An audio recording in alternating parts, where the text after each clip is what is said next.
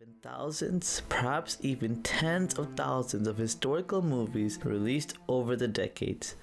From the golden age of cinema till today, historical movies have been one of the most popular genre of films. But since such a large number of historical movies get released on a regular basis, and the majority of historical movies quickly being forgotten shortly after their release. So the purpose of this list is to give you my recommendations of 10 excellent historical movies that I think most viewers of this channel will not have seen yet and really enjoy. But before we begin, don't forget, if you love anything to do with historical movies or historical TV shows, then subscribe to my channel, History Spark. At number 10, it is Black Death, a film that does a good job of mixing two different genres, horror and history, together. And with the focus being on the breakout of the bubonic plague, it is a historical topic which can indeed be utilized effectively in a horror and supernatural genre setting. Black Death does a fascinating job of displaying how the superstitions and customs in medieval England during this time period would have caused mass paranoia as the bloody disease continued to spread across the land. Black Death has an interesting but not very original plot, and Sean Bean and Eddie Redmayne do a great job of carrying the film, which needed the strong acting to cover the various plot holes and missteps of the film. The Black Death is a great movie to watch on a free evening, as it does a fantastic job of blending horror and supernatural elements within an interesting historical context, and even though it may not be a revolutionary or original film, it is a movie that I think is still highly enjoyable nonetheless. At number 9, it is Medieval, a historical film from the Czech Republic based on the legendary Hussite commander Jan Žižka, one of the most successful military leaders of his time, having never lost a battle in which he was the commander of his forces. It is rare to see a film based on Czech history, and it is an area of history that I admittedly have little to no knowledge of. This film is directed by Peter Jekyll and stars Ben Foster and Michael Caine in key roles within the movie. Medieval also benefits from great set pieces, battle scenes and cinematography, but it lacks quite severely in telling a coherent story, as it seems to just jump all over the place and gets quite difficult to follow at times. But these issues do not prevent Medieval from being a great recommendation for anyone looking for a bloody and gruesome medieval adventure. At number 8, it is Ironclad, a historical film based around the events regarding the siege of Rochester Castle by King John, in which a small group of rebels and noblemen during the First Barons' War tried to hold Rochester Castle against King John and his forces, after he revokes on the promises he agreed to during the signing of the Magna Carta. This film follows a generic B-grade formula in which a romance is rushed and just added in because every story needs a celibate Templar to fall in love with a noble woman. And character development is usually just done by two characters communicating through a few lines of dialogue every now and then. But what the film does get right is its battle scenes and siege tactics, which shows just how difficult it is for a small force to protect a fortress from invaders. The general plot and storyline is interesting enough that the viewer feels compelled to watch the movie to the very end. This is not the best medieval film ever created, but it is still a great recommendation for someone looking for an easy to watch and a simple story. At number 7, it is Ponniyin Selvan Part 1, which is an epic historical drama based around the power struggle during the Chola rule between 900 and 950 AD in India. This is a large ensemble cast movie with several plots focusing around the various internal court politics and external threats the king and the crown princes have to face during this time. Acting and plot in this film is amazing, with intriguing characters and plot twists keeping the viewer engaged from beginning to end. There are some minor critiques from me about the film, such as the action sequences being a bit lacking, as well as the jittery and poor camera angles, which do ruin the experience on the rare occasion. But overall, for anyone looking to venture into a new part of Indian history, then Ponniyin Selvan is a great recommendation for you. At number 6, it is The Fall of the Roman Empire, the classic 1964 sword and sandal film which looked at the corruption and politics present within the Roman Empire during the reign of Commodus, and how these events started the decline of the Roman Empire and the downfall of all its glory.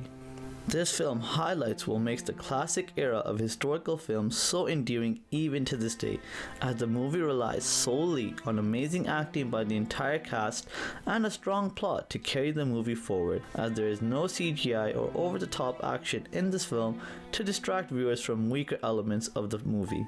There is a few shortcomings in The Fall of the Roman Empire in terms of pacing and character motivations, but nearly 40 years later, there is a reason that The Fall of the Roman Empire is still remembered as one of the best historical films ever made, and you owe it to yourself to find out why that is. At number 5, it is The Physician, a historical drama film based on the novel of the same name by Noah Gordon. The film's central plot focuses on an orphan boy named Rob and his determination to study medicine and prevent others from dying of easily treatable diseases. And his search for these medical answers eventually lead him to Persia. This movie is unique as it brings to life a topic very rarely discussed within movies or TV shows, and that is the way medical treatments and surgeries were performed during the medieval era in England. This movie really highlights the differences between English and Persian society, as one was a very superstitious culture with poor medical knowledge, while the other was a society enjoying an age of great learning and advancement. So if you're looking for a movie that is well acted, perfectly paced, and brings a unique spin to historical drama, then The Physician is my recommendation for you. At number 4 is Downfall, which explores the final days of Adolf Hitler's life, where he's stuck in his Berlin bunker, and the story is told through the viewpoint of Traudi Jung, the secretary for Adolf Hitler during this time.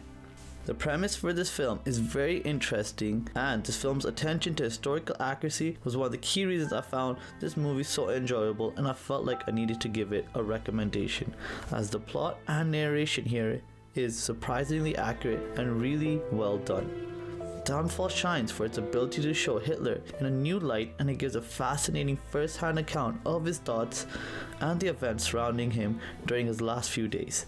Downfall is definitely a movie that I would encourage any fan of historical or war movies to add to their watch list as soon as possible.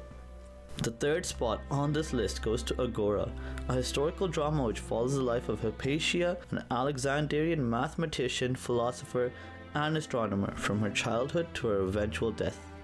This film's key focus is on the relationship between religion and science, as the polytheistic religions of Alexandria continually clash with the beliefs of the growing Christian religion.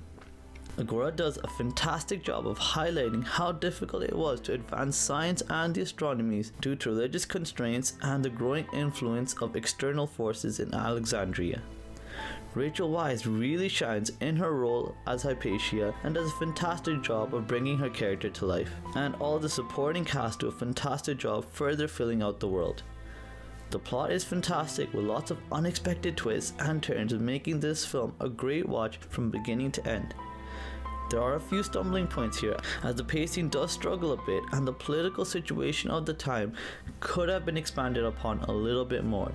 But if you're looking for an amazing film that shows a mix of Roman, Christian, and scientific influences on ancient Alexandria, then Agora is my recommendation for you. At number 2, it is All Quiet on the Western Front, a Netflix original World War I movie which took the platform by storm, and the movie was way more engaging and emotional than anyone could have initially expected. The film follows Paul Baumer and his friends who naively join the German army, as they have a romanticized version of war in their heads, and this is just propaganda that the German government and army are just too happy to reinforce. But as the movie progresses, these young men lose their innocence as they experience the horrors and trauma of war and the physical and mental impact it has on them. This movie has amazing acting, a great story, and fantastic sense of realism. The movie is cold, calculated, and it shows the Germans as more than just the big baddies or an evil force. They were a group of individual soldiers who didn't know what they were getting themselves into and had no choice but to follow their general's commands by the end. So if you love war movies, then All Quiet on the Western Front on Netflix is the perfect recommendation for you.